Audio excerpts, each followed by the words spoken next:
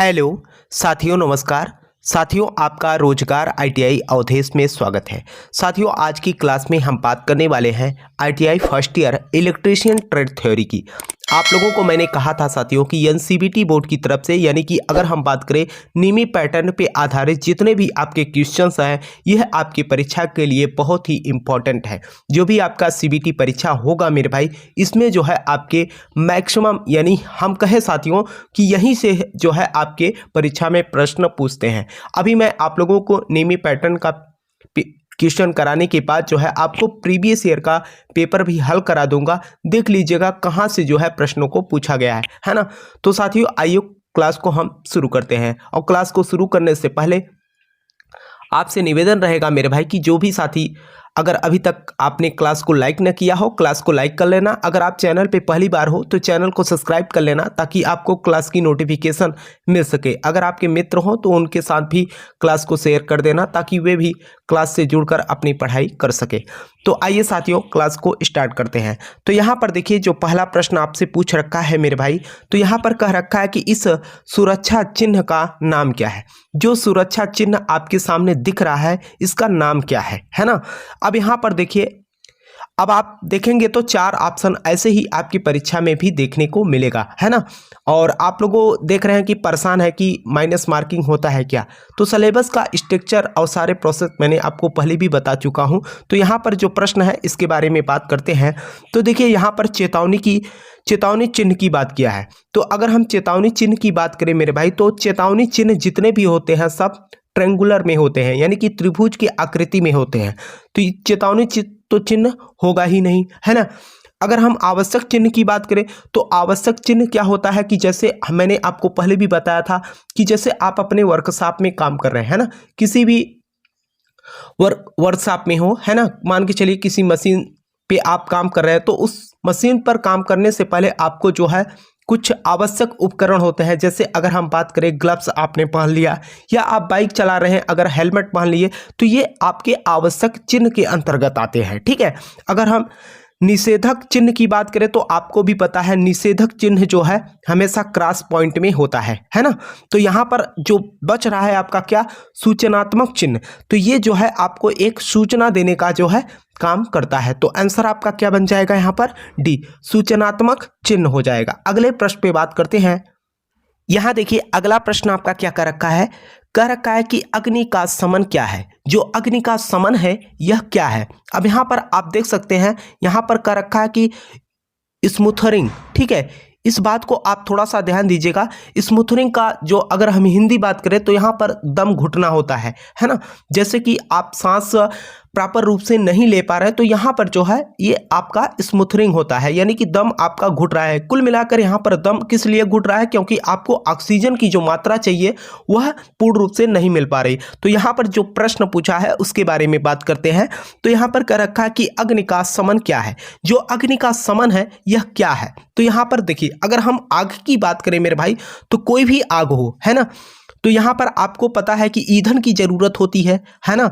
अगर हम उष्मा की बात करें, या आगे अगर हम बात करें, तो ईंधन हो गया, उष्मा हो गया, और आपका ऑक्सीजन की जरूरत पड़ती है। अगर ये तीनों मात्राएं हैं तो 100% आग लगेगा, ठीक है। तो यहाँ पर क्या पूछ रखा है कि अग्नि का समन क्या है। तो यहाँ पर देखिए, पहला ऑप्शन आपका क्या कह रखा है, कह रखा है कि अग्नि में ईंधन मिलाना।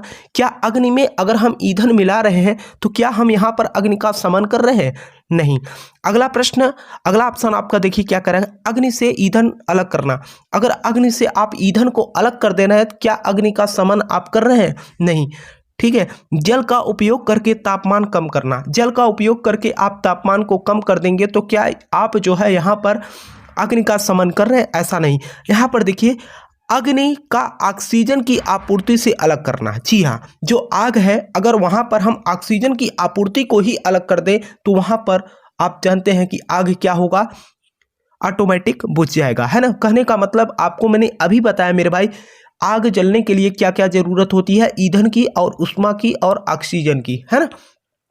तो यहाँ पर अगर आप ऑक्सीजन की कमी कर देंगे तो आग कहने का मतलब इस तीनों में से कोई भी एक पदार्थ अगर नहीं होगा तो आग नहीं जलेगी। तो आंसर आपका क्या बन जाएगा, डी बन जाएगा।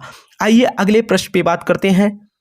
देखिए अगले प्रश्न में अगर हम बात करें मेरे भाई तो क्या कह रखा है, निम्न में से भौतिक हानि क्या है। अगर हम हानियों के बारे में बात करें तो आपको पता है कि भौतिक हानि होता है और रासायनिक हानि होता है।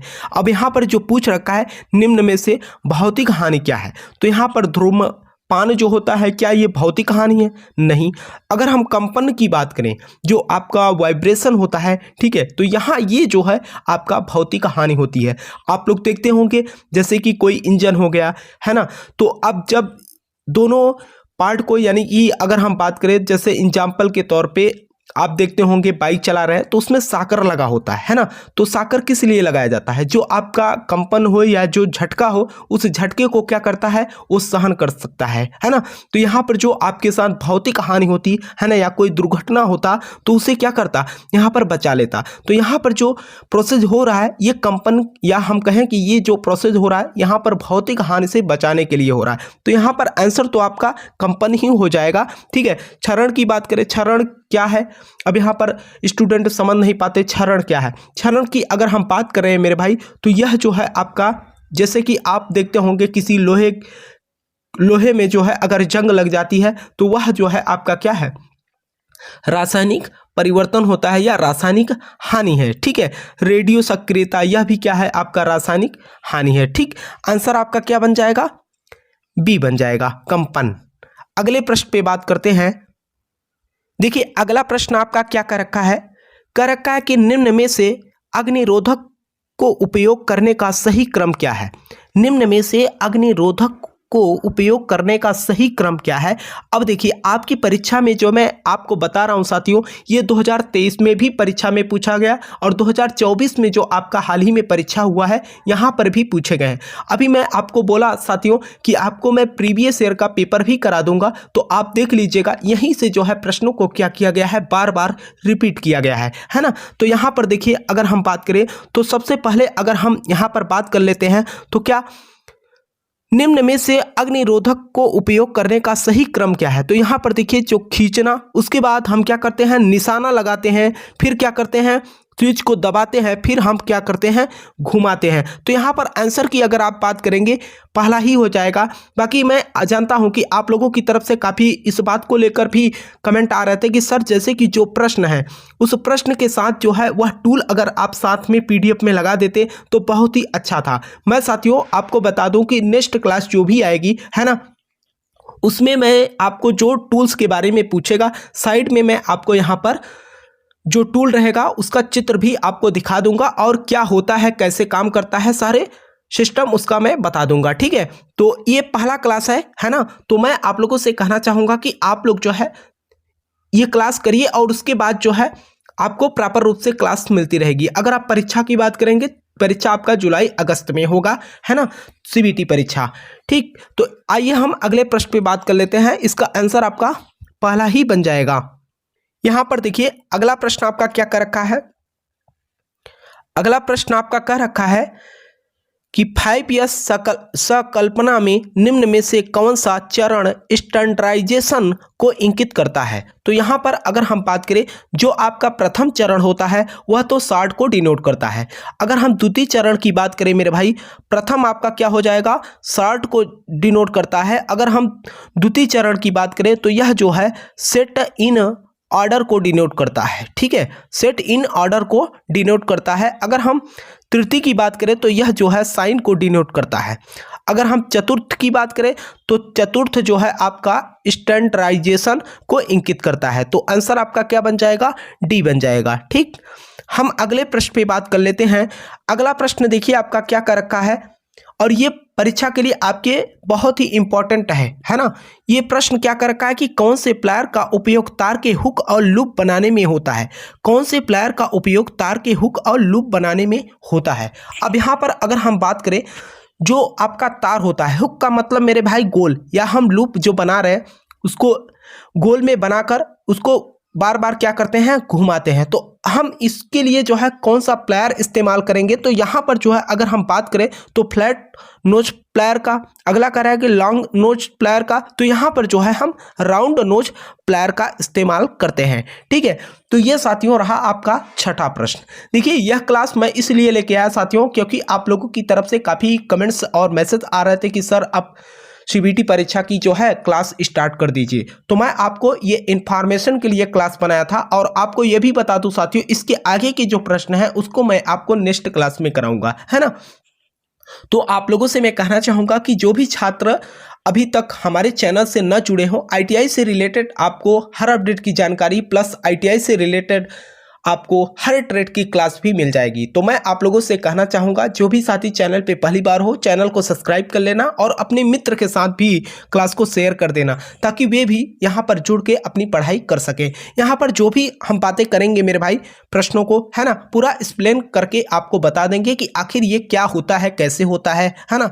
अगले प्रश्न में या अगली क्लास में मैं जो भी प्रश्न लेके आऊँगा मेरे भाई, वहाँ पर जो है आपके टूल्स के साथ जो है आपका प्रश्न रहेगा ताकि आपको मेमोरी में, या अगर हम बात करें तो आपके मेमोरी में चित्र भी बन जाए कि हाँ इस तरीके के प्रश्न होते हैं और ये हमारा टूल है, इसका काम क्या है।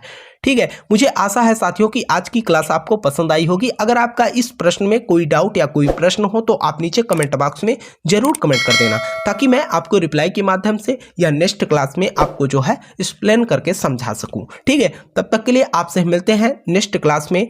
तब तक के लिए जय हिंद, जय भारत।